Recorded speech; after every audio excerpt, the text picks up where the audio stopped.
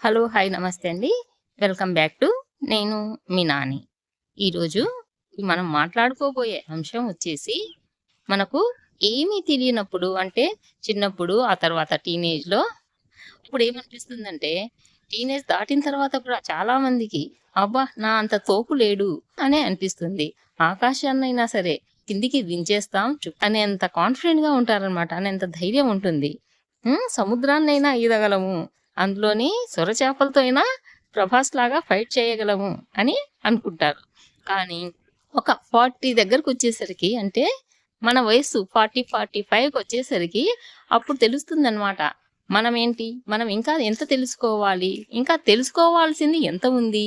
అనేది అసలైంది అప్పటి నుంచి స్టార్ట్ అవుతుందనమాట లైఫ్ అనేది. జీవితం అనేది ఒక అద్భుతమైన ప్రయాణం. ఈ ప్రయాణంలో మనం రోజుకొక కొత్త విషయం నేర్చుకుంటూ, అనుభవాల్ని ఆస్వాదిస్తూ ముందుకెళ్తాం.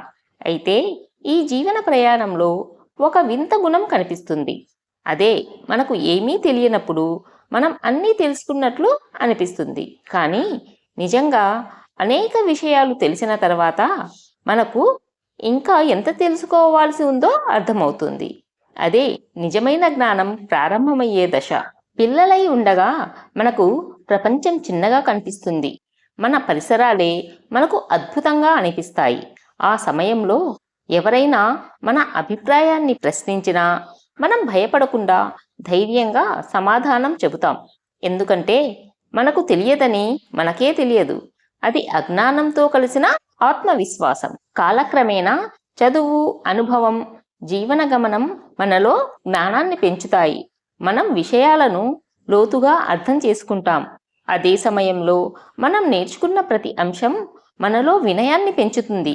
ఎందుకంటే నిజమైన జ్ఞానం ఏమిటంటే ఇంకా ఎన్నెన్నో తెలుసుకోవాల్సి ఉంది అనే విషయం తెలుసుకోవడమే. ప్రపంచం ఎంత పెద్దదో, జ్ఞానం ఎంత విస్తృతమో అర్థమయ్యే తరుణమే మన జీవితంలో మార్గదర్శకంగా మారుతుంది. అదే జీవన పరిపక్వత. అప్పటికి మనం సాధారణ విషయాలను కూడా లోతుగా అర్థం చేసుకుంటాం. మన అభిప్రాయాల్లో వినయం కనబడుతుంది. మన మాటల్లో సంయమనం ఉంటుంది. దీన్నే అంటారు అజ్ఞానంలో అహంకారం, జ్ఞానంలో వినయం ఉంటుంది అని. మన జీవితం అనేది అనేక ప్రశ్నల సమాహారం. చిన్నతనంలో మనం అన్ని విషయాల మీద మనకు ఓ అభిప్రాయం ఉంటుంది. నేను చెప్పిందే కరెక్ట్ అనే గట్టి విశ్వాసంతో మాట్లాడతాం. ఎందుకంటే మనకు తెలియనిదే మనకు తెలియదని కూడా తెలియదు. ఇది వినడానికి వింతగా ఉన్నా జీవితంలో ఈ దశను మనమందరం దాటుతాం. ఎగ్జాంపుల్ ఏమిటంటే, ఒక చిన్న పిల్లాడికి మనం ఏం ప్రశ్న అడిగినా వెంటనే సమాధానం చెబుతాడు. ఒక్క క్షణం కూడా ఆలోచించడు. ఎందుకంటే అతని ప్రపంచం చిన్నది. చుట్టూ ఉన్న వారిని బట్టి ఆలోచనలు, అభిప్రాయాలు ఏర్పడతాయి.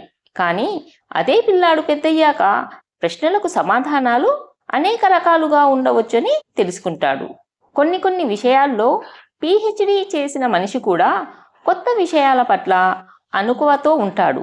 ఎందుకంటే ఆయనకు తెలుసు సముద్రం ఎంత లోతైనదో, తాను మాత్రం ఇంకా ఒడ్డునే ఉన్నాడని. అలాంటి జ్ఞానమే మనిషిని మానవత్వం వైపు నడిపిస్తుంది. వినయం లేకుండా వచ్చిన జ్ఞానం గర్వాన్ని మాత్రమే పెంచుతుంది. వినయంతో కూడిన జ్ఞానం మాత్రమే శాంతిని ఇస్తుంది. అహంకారాన్ని వదిలిపెట్టి వినయాన్ని స్వీకరించడం వల్ల మనసు ప్రశాంతమవుతోంది.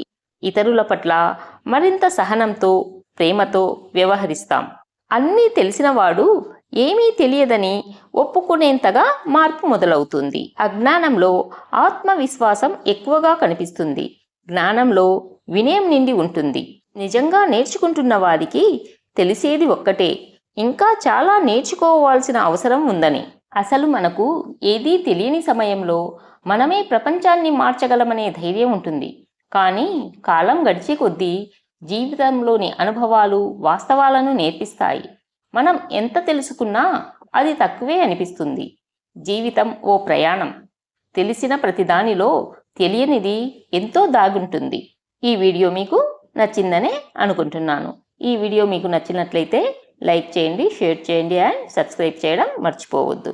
మరో మంచి వీడియోతో మళ్ళీ కలుద్దాం.